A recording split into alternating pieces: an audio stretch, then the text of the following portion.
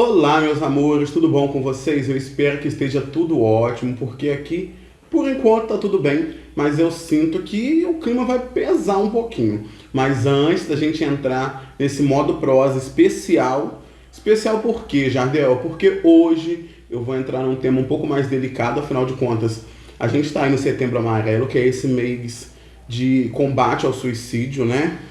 E a gente vai falar muitas coisas. Deixa eu arrumar essa mesa aqui, porque eu vi que ela estava um pouco torta, já me deu um estresse. Então a gente vai aproveitar para falar um pouquinho sobre o Setembro Amarelo, esse movimento desse realmente, né, desse combate todo ao suicídio aí que, ai, Jardel, o Setembro Amarelo é maravilhoso. Só que antes da gente entrar nesse tema, curte, comenta, compartilha esse vídeo que é muito importante, ajuda a engajar super o canal e também já dá uma olhadinha aqui do lado e me fala se esse sininho tá ativado ou não. Tá ativado ou não? Então clica nele aqui e põe ali para receber todas as notificações, afinal de contas você não quer perder nenhum conteúdo aqui do canal. Então, para quem não me conhece, meu nome é Jardel Brandão, seja muito bem-vindo. Este canal é o Modo Prosa e também é o nome desse programa semanal aí, que vai estar trabalhando com 10 episódios nessa temporada. Hoje o tema é polêmico, é um tema profundo, afinal de contas, vamos falar sim desse combate, dessa prevenção ao suicídio e se realmente está sendo feito esse trabalho de combater, de prevenir. Já vou adiantar para vocês que eu acho que não. Sabe? Primeiramente eu quero contar para vocês uma história. Eu hoje tenho 29 anos, hoje eu sou um homem cis, bissexual, preto, gordo, assumidamente, e tenho muito orgulho disso. Então, mas chegar até aqui foi um processo longo, um processo demorado, que eu vou falar para vocês que durante alguns períodos ali, eu realmente fiquei saturado desse processo e realmente por algumas vezes eu pensei em desistir. Inclusive, sim, eu já tentei suicídio umas 2 ou 3 vezes, eu vou contar para vocês nesse vídeo. Já quero reiterar que a função desse vídeo não é romantizar, tá? Eu não estou aqui tentando romantizar o suicídio de forma alguma. Eu quero trazer o meu relato, mas eu quero trazer também a compreensão que eu tive com o tempo. Então, por favor, não faça um recorte desse vídeo com alguns trechos para ficar fora de contexto, porque eu sei que tem gente que é maldosa e vai querer recortar aí e falar assim, o Jardel tá romantizando essa parte ou não. Mas eu vou trazer para vocês o meu relato sendo contado por uma pessoa que já tentou sim se suicidar mais de uma vez, e eu vou trazer também o porquê, porque hoje eu tenho uma visão mais clara desse pensamento. Deixa eu só me hidratar um pouquinho. Afinal de contas, o papo vai ser um pouco longo. Vamos começar?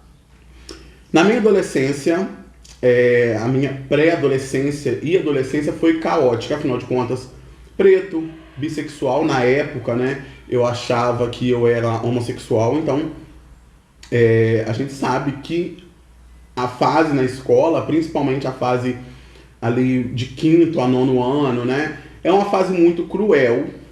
Tem muito bullying. E eu sofri muito bullying, sofri muito hate dentro dessa instituição escolar. E eu sempre fui um aluno assim exemplar, eu acho que melhor do que eu, qualquer professor meu aí pode falar. Sempre fui muito falante, mas sempre fui excepcional, tanto em notas quanto em prestar atenção na aula, né? Às vezes eu falava demais, mas eu falo demais até hoje, então é um traço da minha personalidade.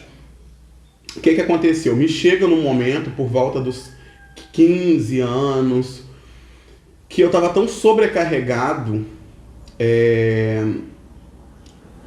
de críticas externas, sabe? Porque seu cabelo não é bonito, a sua cor não é bonita, o seu jeito de ser está errado. Então chega num momento na minha vida onde eu falo, não existir seria mais razoável.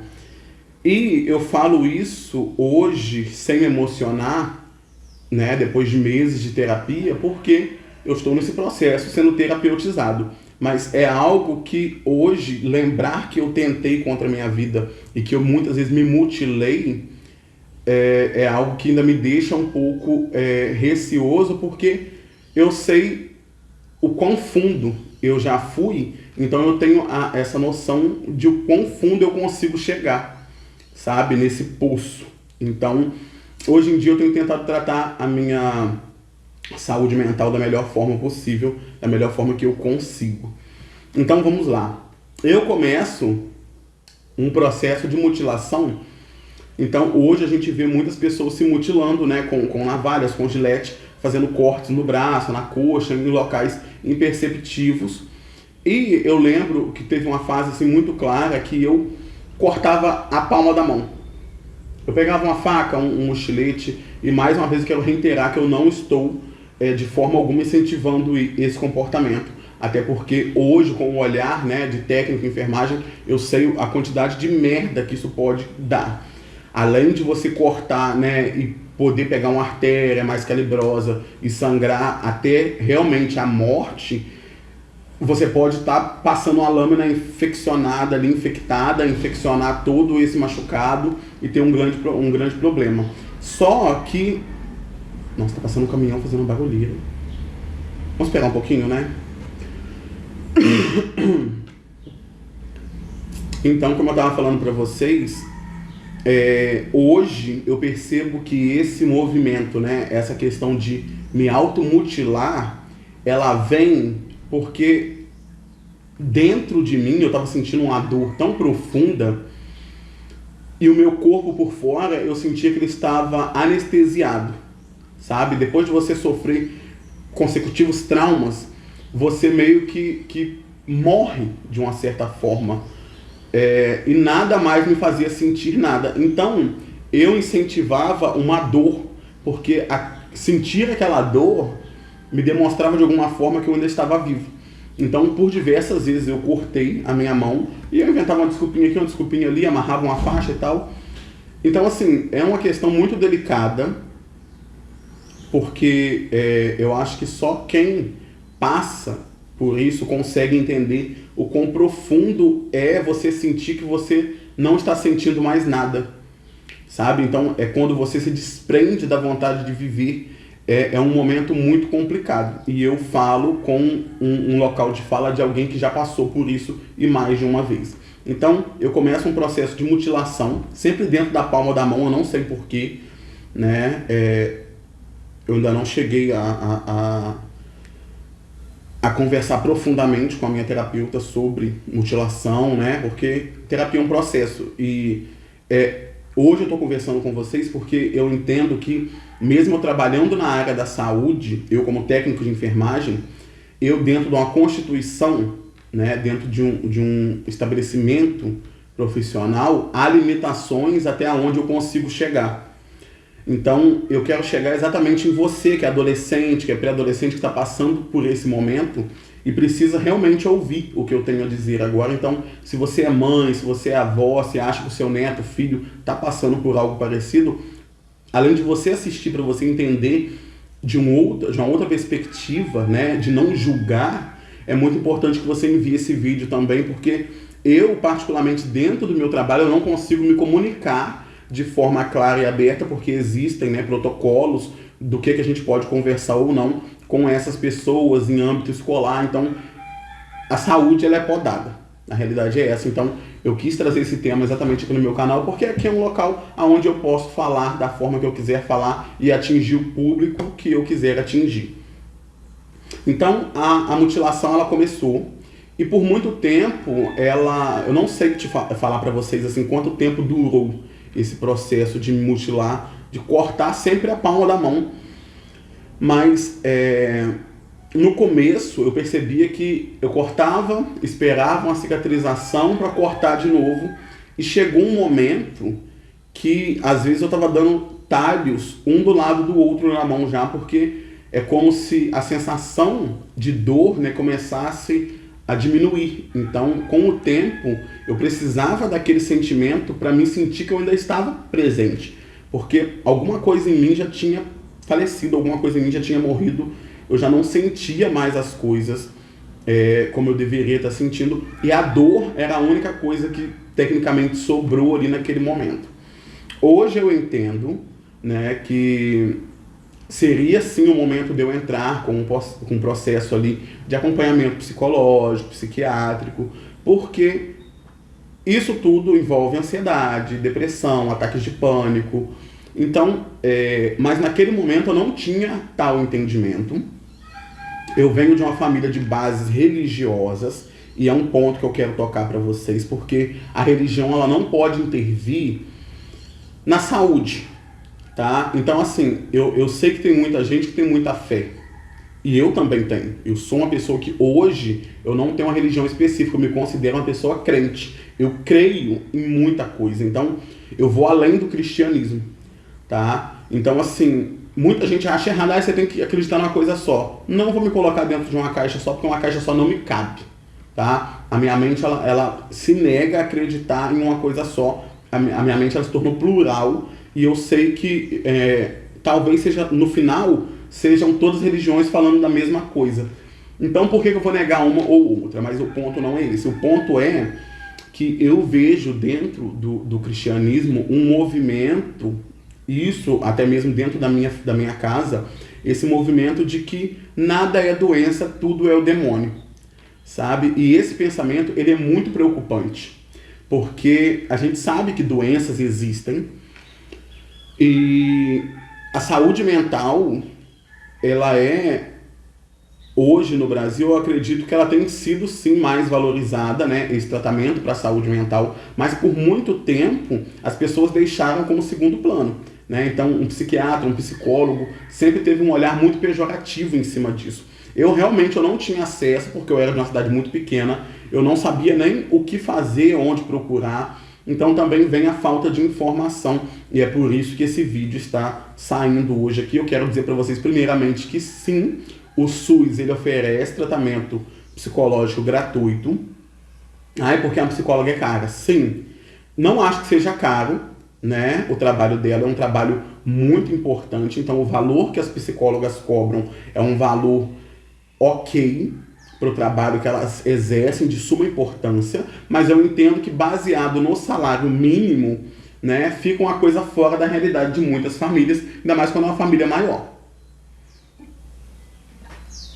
Mas enfim, o que eu quero falar é que vocês não devem, de forma alguma, julgar uma pessoa que se mutila, porque você não consegue ter noção do que aquela pessoa está sentindo. Então, a primeira coisa que as pessoas, geralmente de cunho religioso, vão falar que é falta de Deus, sabe, que é obra do demônio. E isso não ajuda de forma alguma. Arrastar pessoas para a igreja também não ajuda de forma alguma. O que essa pessoa precisa de acolhimento e de tratamento especializado, tá? Botamos essa pauta aqui. Jardel, percebi que uma pessoa está se mutilando, o que eu posso fazer? Olha, se você é uma pessoa que tem contato com ela, tem uma intimidade com ela, eu acho bacana você chegar nela e falar, olha, eu não sei pelo que você está passando, mas se você precisar, né, eu conheço uma psicóloga, a gente pode, né, correr atrás aqui para tentar procurar uma ajuda especializada, ofertar ajuda para e não julgar. Porque eu vejo muita gente que se acha numa posição de conselheiros, mas estão aconselhando sobre o quê? Baseado em quê? Então, chegar e falar assim, ai menina, você está cortando a sua mão, isso aí é falta de Deus, é falta de Jesus. Não tem nada a ver com isso. E essa é uma questão muito importante, porque eu acho que Deus capacita pessoas. Então, a psicologia são profissionais capacitados, que foram capacitados para ajudar a gente a lidar com essas questões da nossa mente, e é de suma importância. Vamos botar um ponto aqui. Então, eu chego numa fase onde eu estava completamente insensível, sabe? Eu senti que eu entrei num limbo aonde nada mais fazia sentido para mim, porque a dor interna era tão grande por N fatores, né? Bullying, racismo, homofobia, desilusões amorosas também naquela época que eu tive. Tudo se juntou e formou uma cúpula onde nada de fora conseguia me atingir. Então, quando você para de sentir qualquer coisa, é como se você tivesse morrido. Então, às vezes, se cortar é esse ato de incentivar uma dor para que você lembre que não, eu ainda estou sentindo dor, então eu ainda estou vivo. Mais uma vez, não estou romantizando, estou explicando para vocês o que era para mim. Talvez para você que está assistindo esse vídeo agora e já fez esse processo de mutilação, seja por outra questão. Para mim, eu hoje, né, depois de terapia, depois de mais velho, mais consciente, eu consigo entender que a minha questão era essa. Então, se você quiser conversar, coloca o número aqui embaixo, coloca o seu número aqui embaixo, me chama no WhatsApp, que, né, hoje em dia a gente tem um número de contato para pessoas que querem conversar, né, que estão pensando em se suicidar, que estão nessa beira, né, do poço, na beira do penhasco ali. Então tem um número que a pessoa pode estar ligando, ele é 24 horas, sempre vai ter alguém lá para te atender, para conversar, pessoas que realmente são estudadas no tema, então vão conseguir te encaminhar, te dar uma luz. Eu vou deixar o número aqui embaixo, que eu não me recordo agora de cabeça, mas tem um disque ali, ó, que vai estar aparecendo aqui embaixo. Liguem, sabe? A vida de vocês é de suma importância. Então, antes de você pensar em desistir de você mesmo, liga, sabe? Não custa nada. Então, às vezes, essa última ligação que você pretende fazer aqui vai mudar toda a perspectiva da sua vida. Então, voltando aqui para o assunto, eu começo com mutilação e chega no momento onde a mutilação parou de fazer efeito. Então, onde eu dava um corte, eu passei a dar 2 e 3, e chegou um momento que o corpo se acostumou a receber aquele estímulo de dor e parou de fazer efeito. Quando esse momento chega, é muito complicado, porque o que sobra? A questão real é o que me sobrou. Então, assim, eu tinha amigos, eu tinha colegas, eu tinha familiares em volta, só que eu me sentia extremamente só. É como se eu tivesse me fechado em uma pupa. Para quem não sabe, pulpa, né, é um estado, né, que os insetos passam de larva, pulpa, até que ele realmente vira um inseto ali. Então, é aquele casulo, sabe? Então, eu me sentia encasulado e eu sentia que nada de fora me atingia. Então, às vezes eu via um sofrimento alheio e parecia irrelevante, parecia superficial comparado ao meu. Conseguem entender? Então, assim, eu comecei a entrar num estado altamente depressivo. Esse estado depressivo, ele começou a me causar uma paralisação, porque assim, eu já comecei a perder a vontade de trabalhar, a perder a vontade de sair da cama, a perder a vontade de tomar banho, a não limpar mais a casa, a não arrumar meu quarto, ele entra num nível paralisante. Então, o que eu vejo hoje em dia é muitas pessoas falando assim, e fulano é porco, a casa dele tá assim. Mas o que eu aprendi com o tempo é que as coisas ao nosso redor refletem exatamente como anda o estado da nossa mente. Então, se tudo em volta é um caos, é porque a sua mente muitas vezes é caótica. E eu falo isso, mais uma vez, reiterando, como uma pessoa que passou por esse processo. Talvez para você que está assistindo agora, o processo tenha sido diferente. Se você se sentir confortável, deixa aqui embaixo nos comentários, né? Até para outras pessoas lerem e perceberem que é plural esse processo, né? O processo de depressão, de ansiedade, até que chegue, né, na tentativa de suicídio, ele é individual, né? Não tem como a gente fazer esse rastreio, porque às vezes o que me leva ao extremo não é a mesma situação que levou você ao extremo. Eu estou falando de racismo, homofobia, gordofobia. Então, assim, isso me levou à beira do penhasco e chega num ponto aonde eu realmente faço a primeira tentativa, porque eu estava exausto. A realidade é essa, eu estava exausto de estar sofrendo, porque sofrer é exaustivo. A minha mente, ela ficava cansada 24 horas por dia, sabe? Com pensamentos negativos, com pensamentos acumulativos, sempre acumulativos, porque você pensa em algo e você não pega um pensamento linear, você não pega aquele pensamento e resolve. Então, começa a se formar um entrelaçado de pensamentos, e geralmente pensamentos negativos, que chega a um ponto que você está saturado, cansado, exausto, você já não sabe mais o que fazer. E na época eu não tinha, graças a Deus, né, hoje eu consigo perceber que graças a Deus naquela época eu não tinha tanto conhecimento, porque o conhecimento ele é poder, mas o conhecimento ele é perigoso. Então hoje, que eu estudo muito a arte fitoterápica, que eu estudo muito a parte botânica, eu entendo de plantas, eu entendo de toxicidade dessas plantas. Então, graças a Deus que hoje, com a minha mente num estado mais sã, eu tenho esse entendimento, mas eu sei que eu entendo disso e utilizo para a função correta, que é exatamente prevenir que pessoas se intoxiquem com essas plantas, né? Então, eu sempre faço um adendo: olha, a Zamioculca é uma planta maravilhosa, mas ela é altamente tóxica para cães.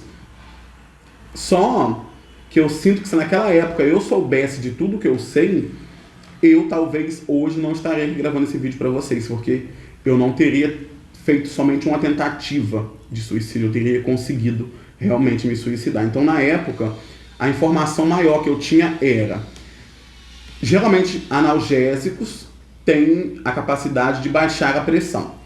Uma pressão extremamente baixa, né, não consegue bombear sangue suficiente pelo seu corpo. Mais uma vez reiterando, isso aqui eu estou trazendo um relato meu, não quero que vocês de forma alguma usem essa informação para tentativas, por favor, tá? Não é esse o intuito do vídeo. Eu quero dizer para vocês o seguinte: eu na época eu fiz uma hiperdose com todos os analgésicos que eu achei, então foram mais de 30 comprimidos. E graças a Deus, mais uma vez, a minha ignorância e falta de informação me deu uma chance. Por quê?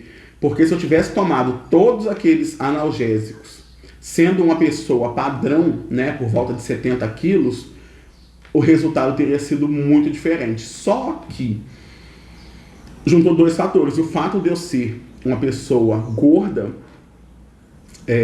me trouxe uma questão de ser hipertenso. Então, a minha pressão ela já é mais alta que o normal. E na época,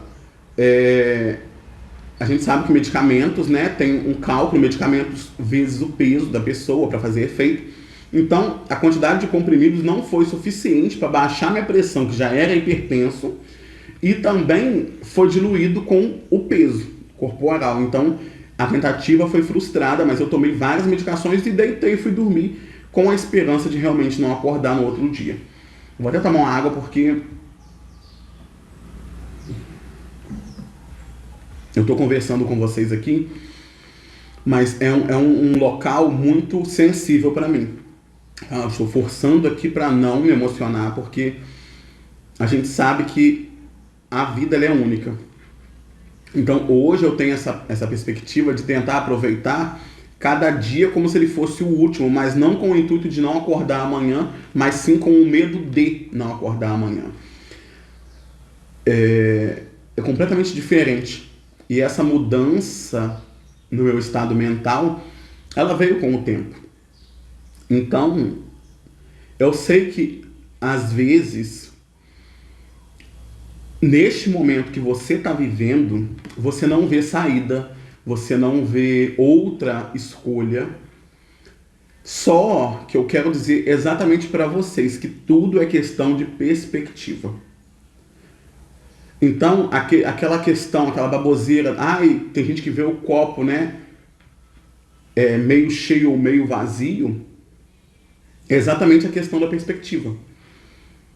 Muita gente vai ver um copo meio vazio, muita gente vai ver o copo meio cheio.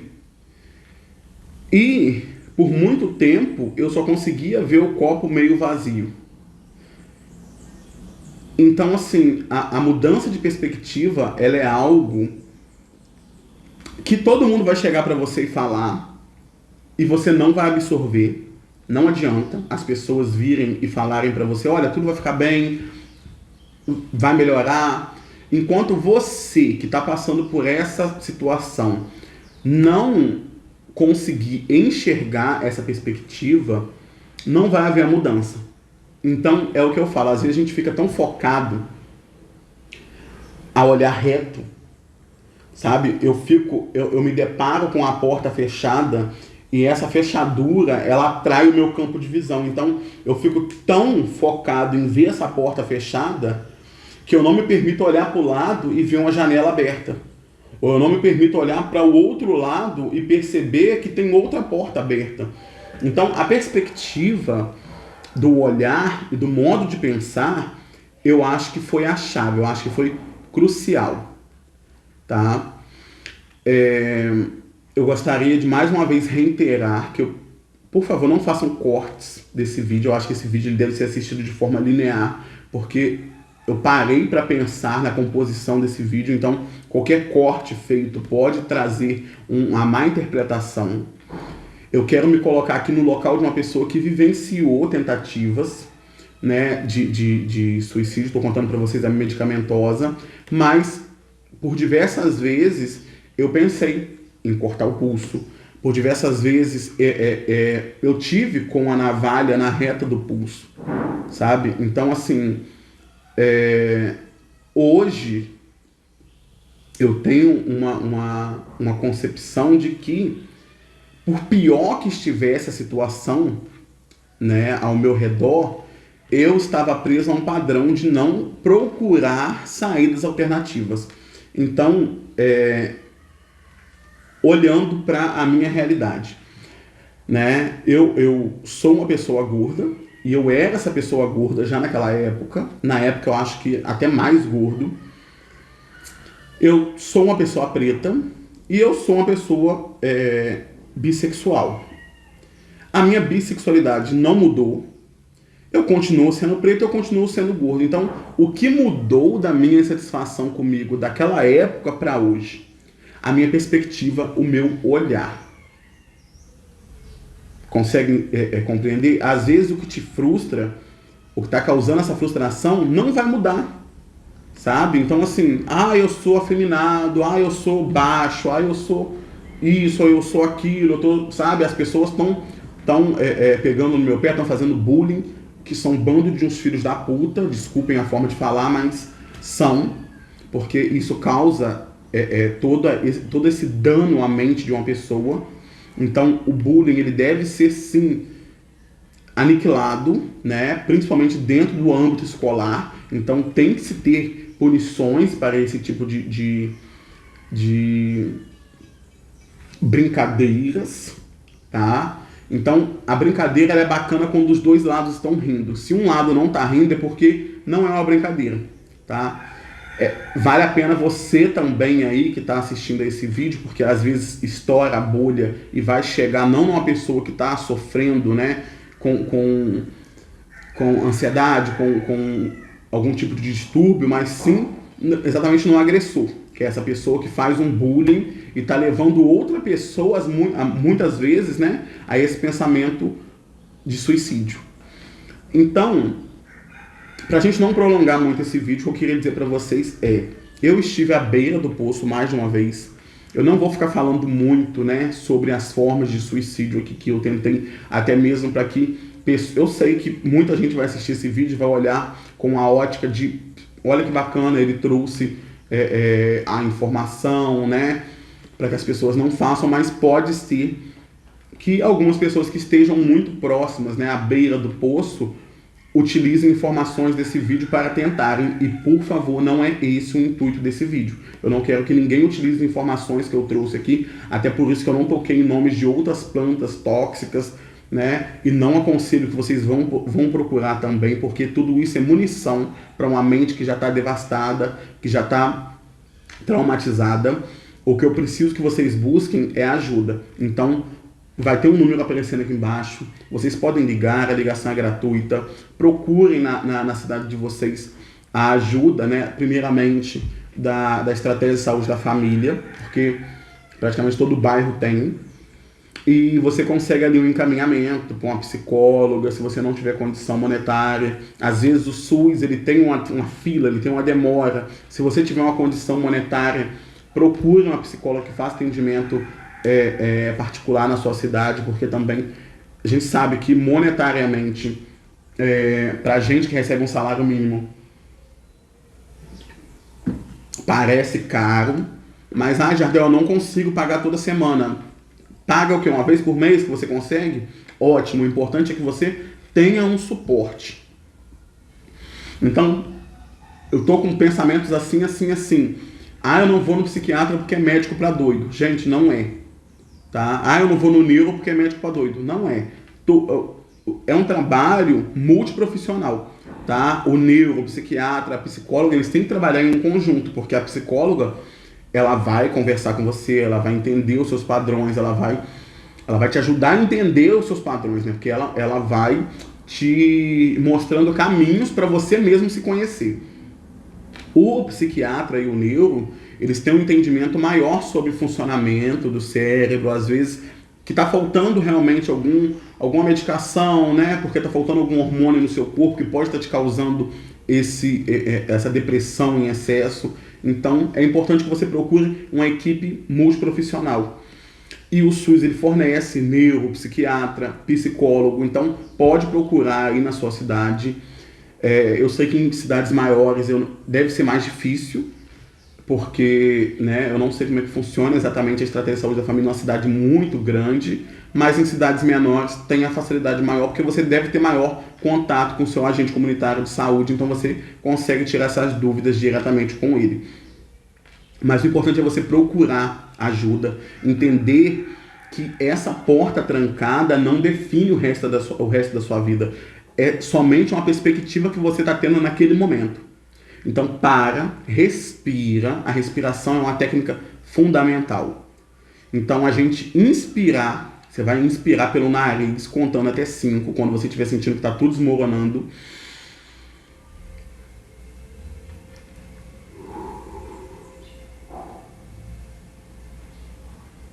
E você inspira pelo nariz contando até 5 e expira pela boca contando até 5. Repita quantas vezes for necessário. E uma dica bacana é, às vezes, dê um passo para trás. Sabe? Jardel, perdi meu emprego, perdi isso, perdi aquilo. Tá, você perdeu muita coisa. Mas dá um passo para trás, porque às vezes a gente está tão em cima do problema que quando a gente dá um passo para trás, a gente observa soluções. Tá? Você perdeu o seu emprego. Não ter um emprego não impede você de trabalhar, tá? É uma questão que eu gosto de bater sempre na mesma tecla. Às vezes as pessoas falam assim, eu não consigo arrumar um emprego, mas nada impede de que você trabalhe, tá? Não confundam o vínculo empregatício com o trabalho, porque você pode ser autônomo de várias formas. Eu não consigo achar emprego, mas o que você sabe fazer? Eu sei fazer um bolo, eu sei fazer... Então, sabe? Começa. O importante é você começar, é você sair dessa posição onde você está, de negar que existem outras saídas. Porque quando a sua mente perceber que existe uma outra saída, uma outra oportunidade, a sua ótica muda e aquilo que parecia um sofrimento eterno, perpétuo, ele já fica mais leve. Tá? Então, assim, eu não posso falar com vocês de forma aprofundada porque eu não sou psicólogo. Inclusive, no nosso Papo ProsaCast, eu vou estar recebendo uma psicóloga e a gente vai tratar mais sobre o tema. Então, pro mês que vem, vai ter vídeo vindo aí. E a principal coisa que me deixa muito chateado é eles tirarem somente o Setembro Amarelo para fazer essa prevenção ao suicídio. Pessoas se suicidam e tentam suicídio o ano todo. Então, a prevenção ela tem que ser feita os 12 meses do ano e não somente em setembro. Jardel, eu tenho um amigo, uma amiga que está passando por uma situação complicada, o que eu posso fazer? Olha, a primeira coisa que eu acho que você deve fazer é mostrar que você está ali. Não julga, não tenta fingir que está entendendo, sabe? Porque é péssimo, porque às vezes você realmente não vai entender o que está acontecendo na vida da pessoa. Porque às vezes o que para você não é uma questão, não é um problema, para outra pessoa é. E é isso que falta, esse olhar empático.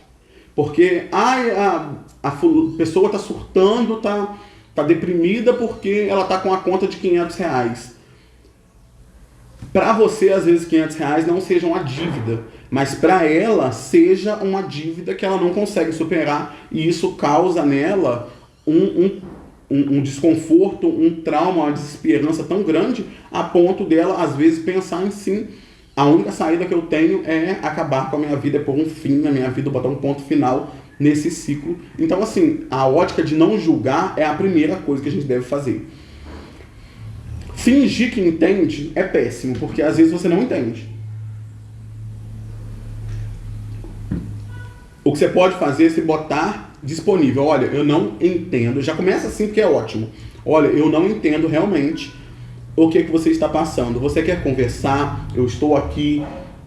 quer que eu te acompanhe, né, numa consulta com um psicólogo, vamos tentar marcar um psiquiatra, ou às vezes vamos até mesmo no médico da família, porque é uma porta de entrada, porque você chega ali, você vai conversar com o médico da família, ele é um médico, ele tem, ele é capacitado, né, ele vai entender, ele vai te direcionar, tá, te encaminhar para áreas específicas. Então, olha, eu acho que você precisa passar pelo psiquiatra, né? Porque eu observo aqui esse padrão que é o psiquiatra que vai conseguir entender da melhor forma.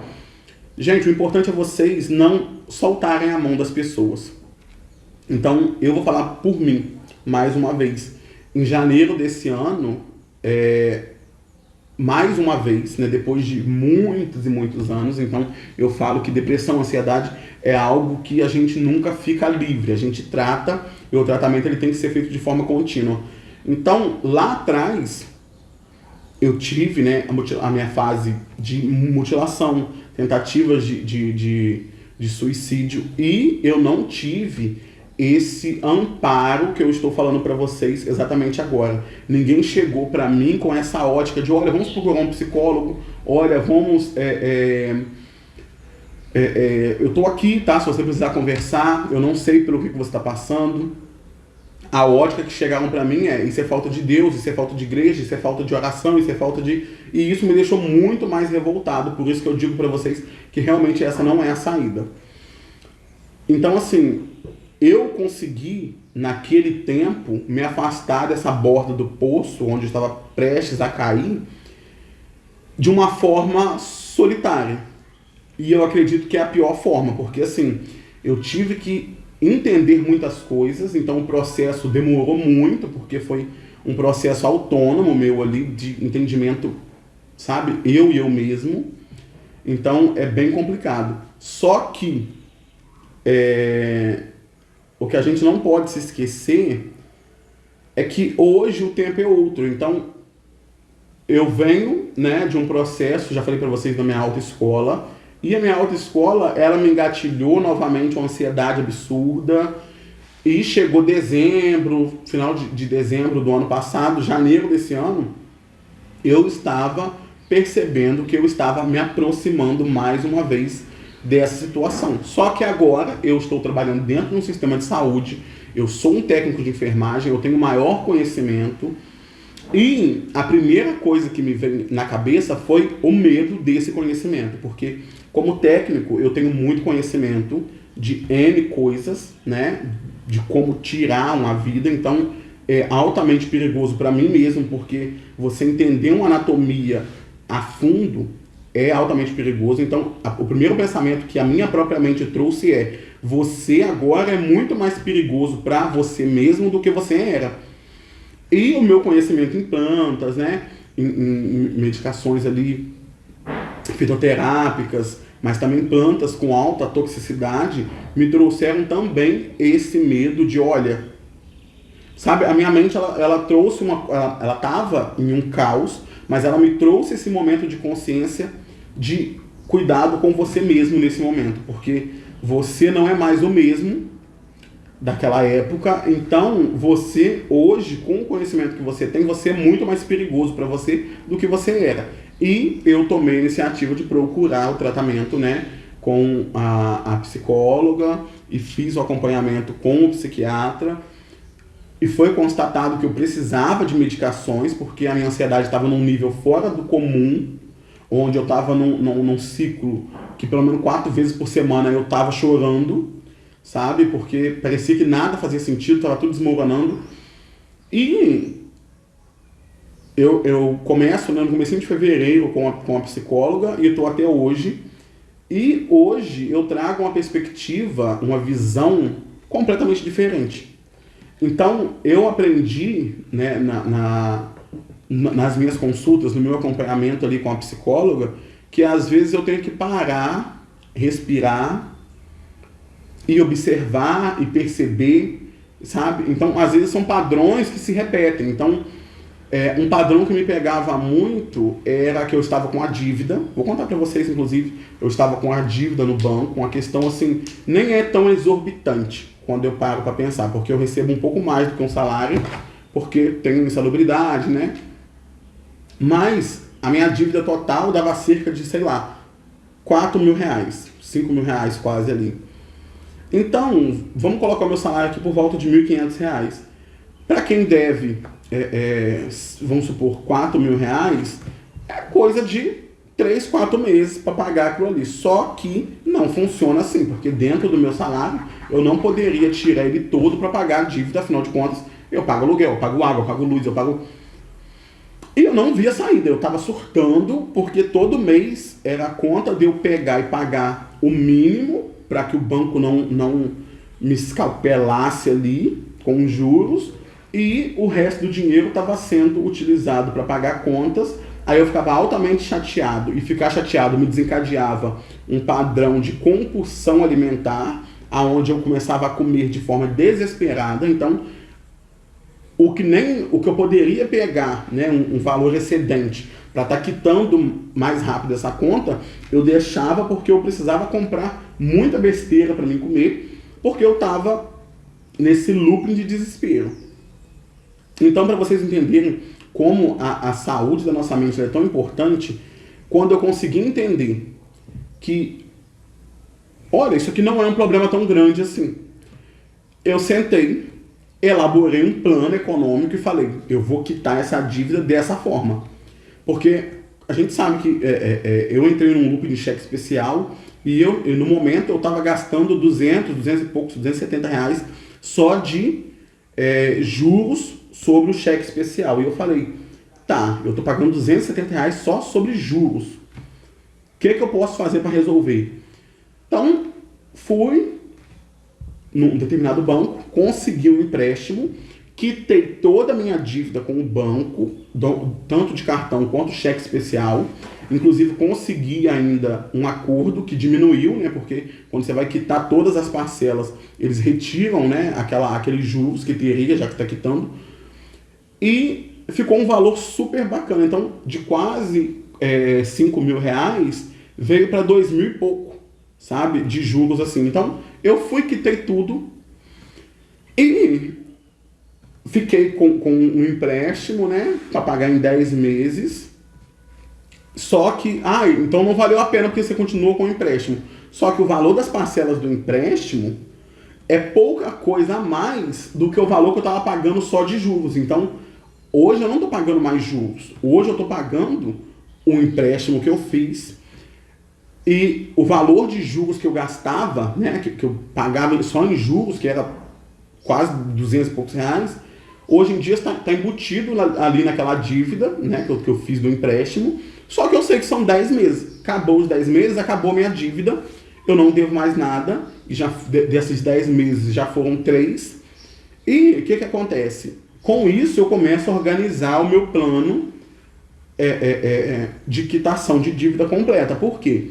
O valor, né, o valor mensal que ficou, no caso, para me pagar de parcela desse empréstimo, eu consigo adiantar as últimas parcelas. Então, vamos supor que o valor aí ficou perto de 400 reais, o valor desse mês. Se eu adiantar a última, eu pago 170, porque eu não pago juros nenhum em cima dessa parcela última.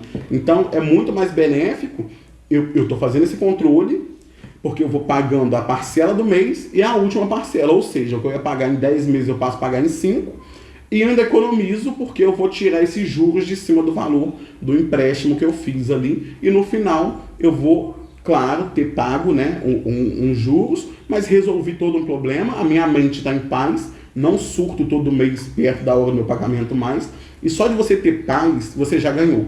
A questão é, você pode estar sem R$1 no bolso, você tem paz de espírito, valeu a pena tudo que você fez. Então, assim,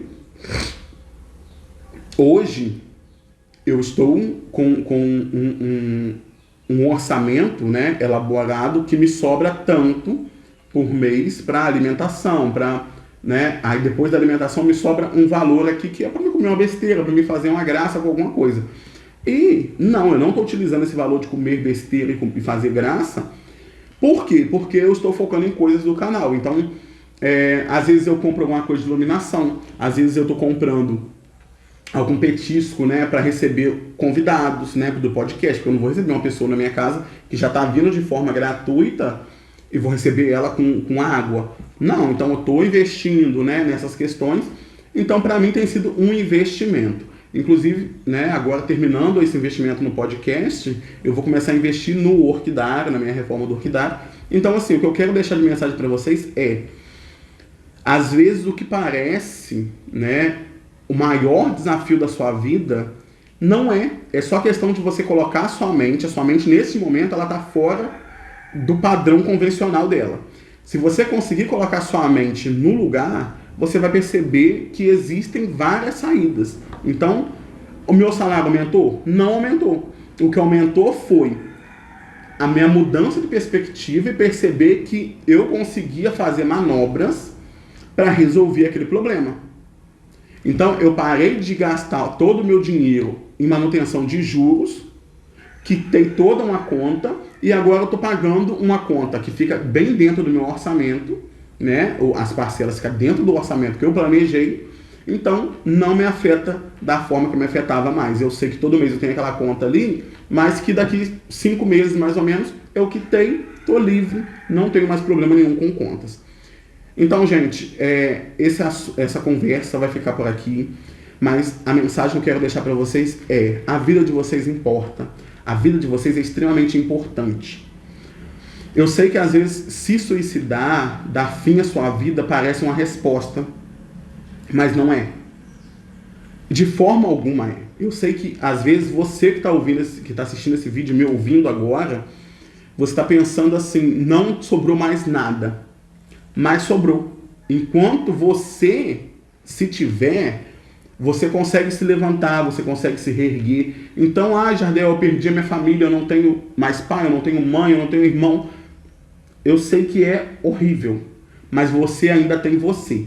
E eu sei que talvez você esteja tão fraco, tão debilitado nesse momento, que você não consiga se dar esse apoio. Então, é por isso que é importante você buscar uma rede de apoio. Eu não tenho amigos, eu não tenho... Você tem uma comunidade, você tem uma unidade de saúde no seu bairro, no seu município. Procure essa unidade. O seu agente de saúde vai estar te encaminhando para o psicólogo, psiquiatra. E assim, não o seu psicólogo, psiquiatra sejam seus amigos, mas eles vão começar a mudar, né, te mostrar como é que você pode mudar a perspectiva que você está tendo, essa ótica que você está tendo da sua vida. E a partir do momento que você mudar essa ótica, você vai perceber que o leque se abre e que tem muitas portas abertas para sua vida, sabe? Então, assim, eu entendo que às vezes algumas pessoas vão se encontrar, vão conseguir se reencontrar, né, consigo mesmo, de forma sozinho. Não, eu vou parar aqui, eu vou meditar, e a pessoa consegue voltar a si, né? Ela consegue perceber o que está acontecendo ao redor dela sozinha. Só que tem gente que precisa de uma ajuda externa e não é vergonha alguma você pedir ajuda, tá? Procure ajuda, peça ajuda.